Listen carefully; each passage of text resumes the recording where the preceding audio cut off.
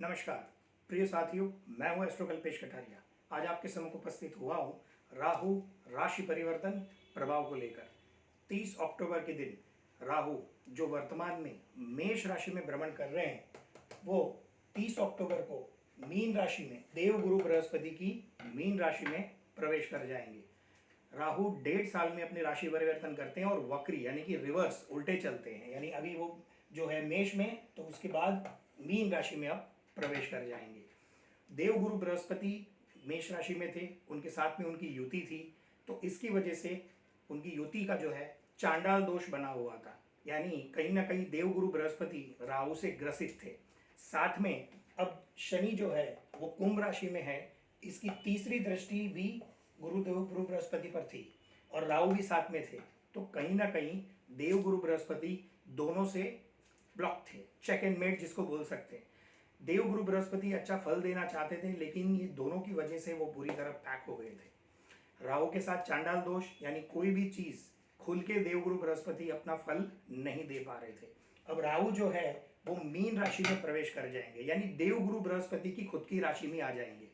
तो अभी देखना यह है कि राहु अब यहाँ मीन राशि में आएंगे और उसके दूसरे घर में ही गुरु बैठे हैं, यानी अब उनके साथ में उनकी तात्कालिक मित्रता हो जाएगी। अब तक उनके साथ में वो युति बनाकर चांडाल दोष कर रहे थे, अब उनकी तात्कालिक मित्रता आ जाएगी।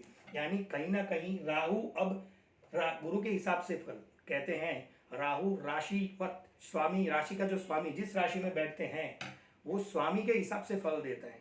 तो अब राहु जो है वो गुरुवत फल देगा। वैसे राहु को शनि की तरह कहा गया है, वो शनिवत फल देता है, लेकिन यहाँ अब ये तात्कालिक मित्रता आ जाएगी, तो उसकी वजह से वो गुरु को हिसाब से फल देंगे और गुरु कहीं ना कहीं अब पावरफुल हो जाएंगे। गुरु अभी पावरफुल हो जाएंगे, इतनी देर तक वो उसकी चंगुल में थे, तो अब गुरु ने कहीं ना कहीं राहत की सांस लिए कि चलो हाश अब निकल गया, अब मैं अपनी तरह खुल के फल दे पाऊंगा। अब वो पूरी तरह पावरफुल बन गए और देव गुरु बृहस्पति अप्रैल 2024 तक वहां पे अपने को पावरफुल देंगे। अब राहु मीन राशि में आ गया है, तो मीन राशि के हिसाब से देवगुरु बृहस्पति की यानी शुभ राशि में, कहीं ना कहीं देवगुरु बृहस्पति की राशि, तो अपने हिसाब से वो कंट्रोल में रहेगा। अब ये देखना है इसका फल कैसे देखते हैं। मैंने हमेशा अपने वीडियो में कहा है कि जैसे राहु, शनि, केतु, गुरु और बड़े जो ग्रह होते हैं जो लंबे समय तक एक राशि में रहते हैं, उनका हमें फल कभी भी राशि से और कुंडली दोनों से देखा जाता है। हालांकि कोई भी गोचर का फल हमें कुंडली और राशि दोनों से देखना चाहिए। जैसे मान लो ये भी मीन राशि है तो मीन लग्न हो गया, तो वैसे ही हर बार हमें ये देखना है कि लग्न कुंडली में कहाँ उनका गोचर रहेगा और राशि में उनका कहाँ गोचर रहेगा। तो फल इस तरह देखा जाता है कि मान लो लग्न में वो फेवर में है यानी प्लस है और गोचर में भी प्लस है, तो डेफिनेटली ये गोचर जबरदस्त मिलेगा।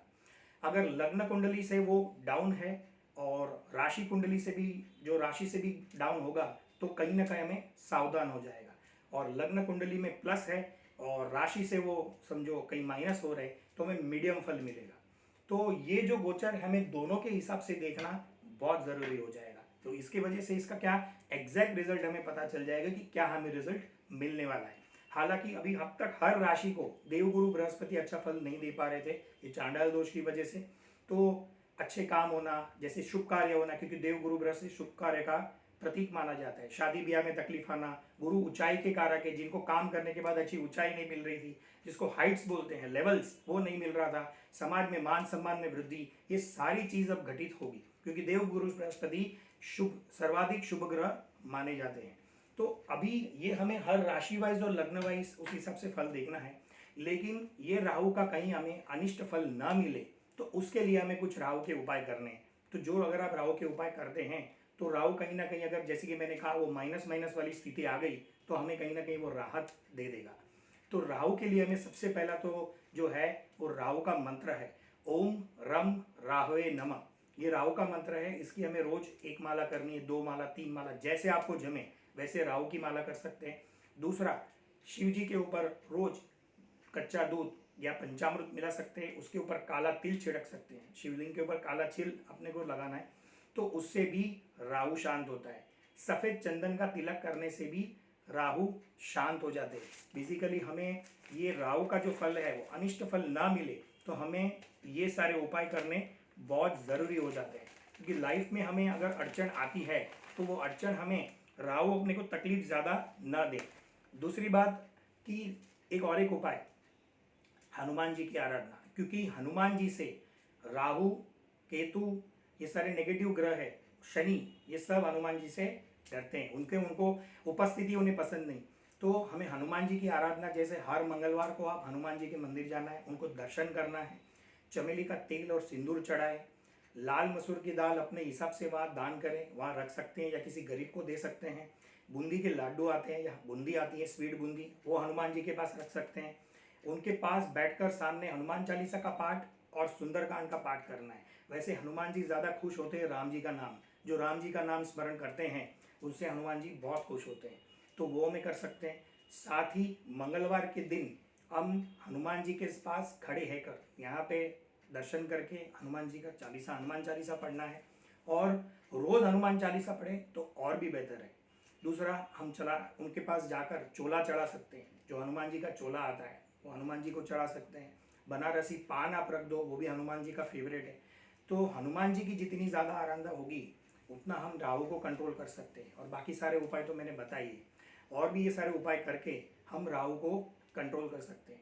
तो आशा करता हूँ ये आप सारे उपाय करेंगे और राहु का अनिष्ट फल से बचेंगे, और हनुमान जी के चरणों में प्रार्थना, भोलेनाथ के चरणों में प्रार्थना कि ये राहु का गोचर आप सबको अच्छा हो और ये अच्छी तरह फले। नमस्कार।